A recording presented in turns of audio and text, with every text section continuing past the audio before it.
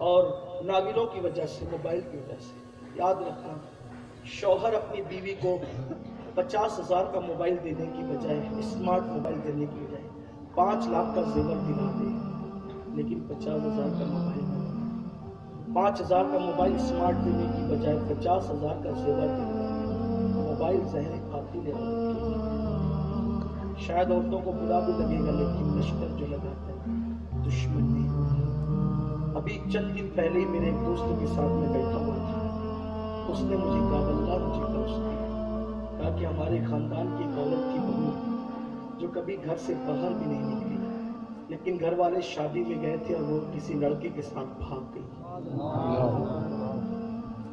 मुझे बहुत तकलीफ होती है सुनकर, जब कौम की बेटी भागने की मैं सुनता। हाय हाय, कौम की बेटी क्या थी। हमारे यहाँ बेटी का तस्वुर कपड़े धुलने वाली और बर्तन धुलने वाली नहीं है। हमारे यहाँ बेटी का मतलब उम्मुल खैर गौस पाक की अम्मी है। हमारे यहाँ बेटी का मतलब माहे नूर उम्मुल वरा फातिमा गरीब नवाज की अम्मी, किसी की बेटी तो थी। हमारे यहाँ बेटी का मतलब सैयदा उम्मे कुलसूम है। हमारे यहाँ बेटी का मतलब सैयदा ज़ैनब इमाम हुसैन की बहन है। जब मर्द शहीद हो जाते हैं तो पूरी क़यादत को, पूरे काफिले की सैयदा ज़ैनब का, और बड़े बड़े गुंडों को चुप करा देती है। कूफा के दरबार में जब ज़ैनब खुतबा दे रही थी तो एक नाबीना सहाबी थे, कहते अली के विसाल को तो कमोबेश 2 दहाइयां बीत गई है, आज अली का खुतबा मैं सुन रहा हूँ जो कूफा की जामा मस्जिद में कभी सुना था, आज मैं खुतबा अली सुन रहा हूँ। तो उस वक्त किसी ने कहा था, अली नहीं है बिन्ते अली आ गई है, अली नहीं है बिन्ते अली आ गई है। तो कहा था कि ये तो औरत है, ये तो औरत है, इसकी आवाज औरतों जैसी क्यों नहीं है। तो तारीख ने कहा था इसकी आवाज तो औरत जैसी है, मगर ये फातिमा की बागैरत बेटी है। अपनी आवाज की निस्वानियत छुपाने के लिए अली के लहजे में खुतबा दे रही है।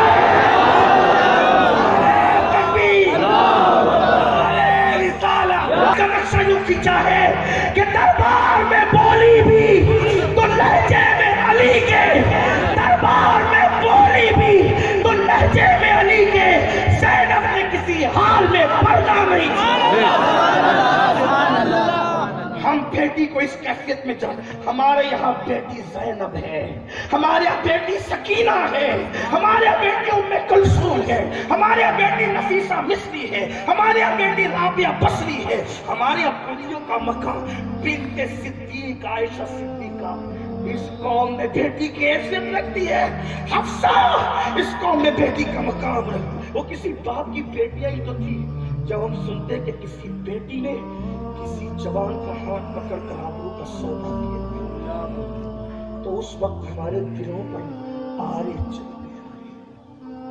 कौम की बेटियों को मैं पैगाम देना चाहता, तुम भागने के लिए नहीं हो। कौम की जो बेटी भागकर शादी करती है, पूरी जिंदगी ससुराल में कभी इज्जत नहीं करती है। जब किसी शादी में जाती तो कंखियों से औरतें कहती, देखो भगोड़ी आ गई। और फिर अपनी कौम के उन जवानों से भी कहना चाहता हूं जो चंद मिनट की लज्जत के लिए भाग की शादी करते हैं। पहली बात तो ये दिल पे लिख लेना, जो तकदीर में लिखी है वही मिलेगी। चाहे शराफत से बारात हो, चाहे बारात में ले जाओ, उससे ज्यादा कुछ नहीं। जो तकदीर को न माने वो इस उम्मत का फिरौन है। जब तकदीर पर यकीन है तो फिर शराफत से रहो, मिलना तो वही है। जब कुदरत जुलेखा और यूसुफ को मिलाना चाहती है तो यमन से दूर रहने वाली जुलेखा और मुल्क के शाम में रहने वाले यूसुफ को किस शान से मिला। सुभान अल्लाह, सुभान अल्लाह। किसी सूफी ने कहा था, क्या नबी भी कुएं में डाले जाते और बेचे जाते हैं, लेकिन ये कुदरत की शानें हैं। जुलेखा को यूसुफ से मिलाने के लिए भाइयों को दुश्मन बना दिया गया, मरवा कर कुएं में डाला गया, कुएं से निकाल कर बिछवाया गया, बिछवा कर मिस्र के बाजार में लाया गया, मिस्र के बाजार से जेल में ले जाया गया, जेल से मिस्र का बादशाह बनाया गया और जुलेखा को फिर निकाह में लाया गया। जब कुदरत मिलाना चाहती है, शान से मिलाती है। अरे तबूक में रहने वाली सफिया और मदीने मुनव्वरा में हमारे नबी, किसी का तसव्वुर था? कुदरत का हुक्म, तबूक जाओ, जंग नहीं हुई, लेकिन सफिया, हजरत सैयदा सफिया, मेरी आदत है निकलती जाती तो छोड़ता नहीं हूँ, लेकिन टाइम का भी ख्याल रहेगा। अर्ज करो, आजकल बच्चियां पर्दा नहीं करती, औरतें पर्दा नहीं करें, सोचती है कि जो पर्दा करे बैकवर्ड है। हालांकि इस्लाम में जो पर्दा न करे वो बैकवर्ड है, वो जलील है जो पर्दा न करे। क्यों पता है?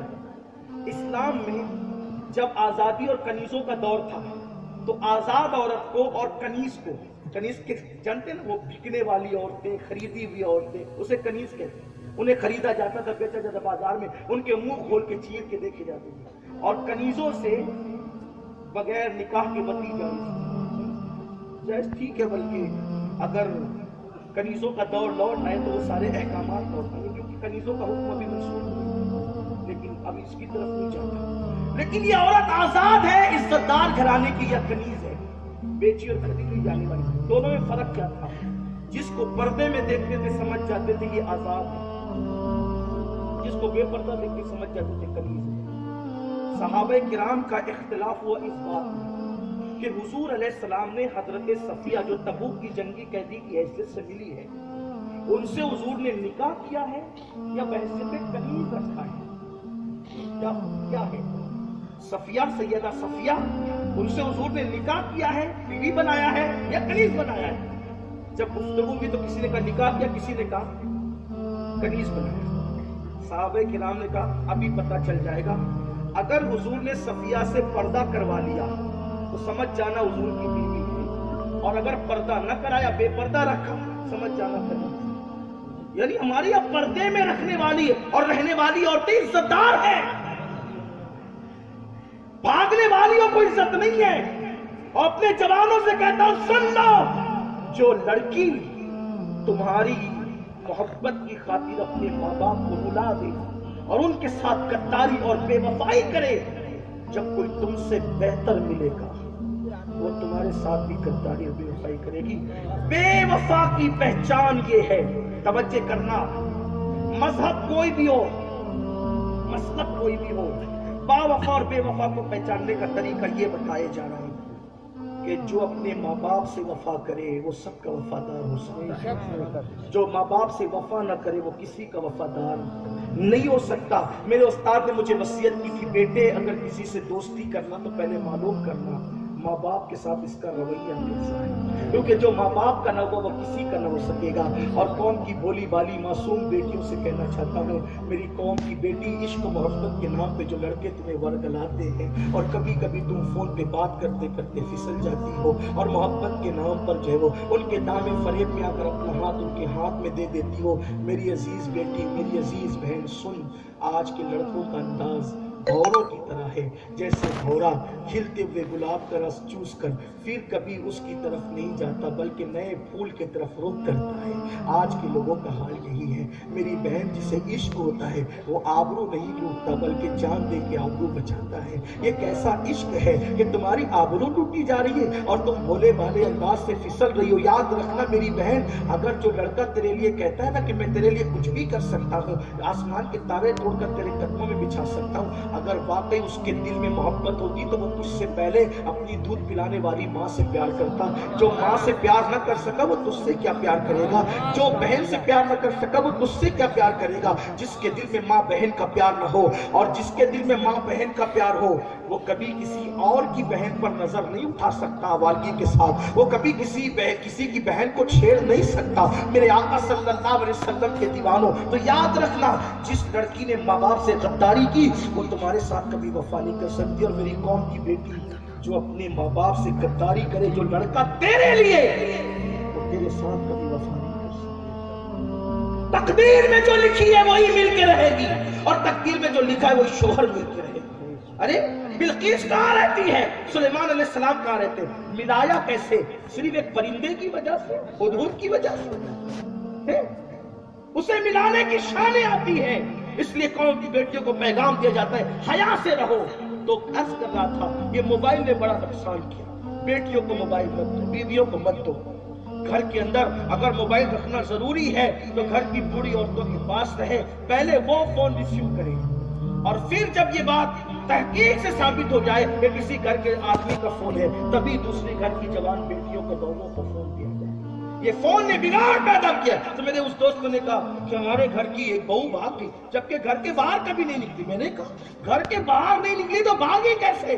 तो कहा कि जो वो उसके पास स्मार्ट मोबाइल था, उसी मोबाइल पर व्हाट्सएप के जरिए, फेसबुक के जरिए किसी लड़के से ताल्लुकात हो गए और बात इतनी बड़ी कि वो भाग गई। जो चंद लम्हों के लिए भागते हैं उन्हें आज से 20 साल के बाद का वक्त याद करना चाहिए। जो भागकर लड़के लड़कियां शादी करते हैं, जब उनके बच्चे जवान हो जाते हैं तो नुकसान ये होता है, कोई शरीफ खानदान का रिश्ता उनको कबूल करने के लिए तैयार नहीं होता।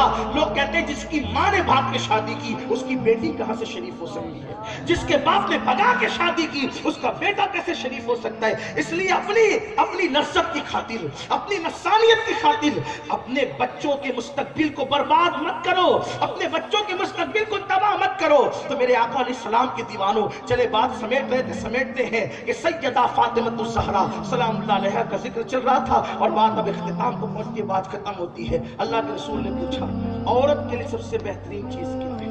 ये सवाल था सरकार, बोलने वाले बोल पड़े ये सरकार की मुराद के मुताबिक जवाब नहीं मिला। हुजूर ने कहा कोई और कहे, कोई और कहे, कोई, सब कह चुके। मौलाए कायनात ने देखा कि सब कह चुके लेकिन बात नहीं बनती, तो उठकर घर में गए।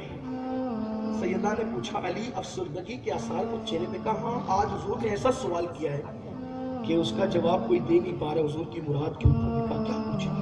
तो सरकार ने फरमाया औरत के लिए सबसे बेहतरीन चीज क्या है? औरत की सबसे बेहतरीन चीज क्या है? तो उस वक्त सैयदा ने बगैर किसी तवक्कुफ के कहा अली औरत के लिए सबसे बेहतर चीज ये है कि औरत किसी अजनबी मर्द को न देखे और कोई अजनबी मर्द औरत को न देखे। और सबसे बेहतरीन चीज औरत के लिए कि वो किसी अजनबी मर्द पे नजर न डाले और कोई अजनबी मर्द उस पे नजर न डाले, औरत के लिए बेहतर है। मौला अली आए और आने के बाद हुजूर आपने एक सवाल किया था। हाँ अली क्या किया था? हुजूर ये किया। और हुजूर ने फरमाया ये किया था। तो अर्ज़ किया आका इसका जवाब ये है कि औरत के लिए सबसे बेहतर ये है कि वो किसी को ना देखे अजनबी मर्द को और कोई अजनबी मर्द उसको ना देखे, बस इतना सुनना था। सरकार ने मुस्कुरा के कहा अली ये जवाब तुम्हारी तरफ से है या किसी और की तरफ से है? तो मौला अली ने अर्ज़ किया या रसूल अल्लाह ये जवाब आपकी बेटी फातिमा की तरफ से है। तो सरकार ने फरमाया फातिमा तो मेरे जिगर का टुकड़ा है। तो मेरे आका सल्लल्लाहु अलैहि वसल्लम के दीवानों, आज औरतें बेपर्दा हो रही हैं, आज औरतें आवारगी की तरफ जा रही, मगर नहीं, ये दुनिया की रंगरेलियां ज्यादा दिन तक नहीं रह सकेगी। तो आइए बात इख्तिताम को पहुंचाते, बात मुकम्मल करते। बात चल रही थी कि सरकार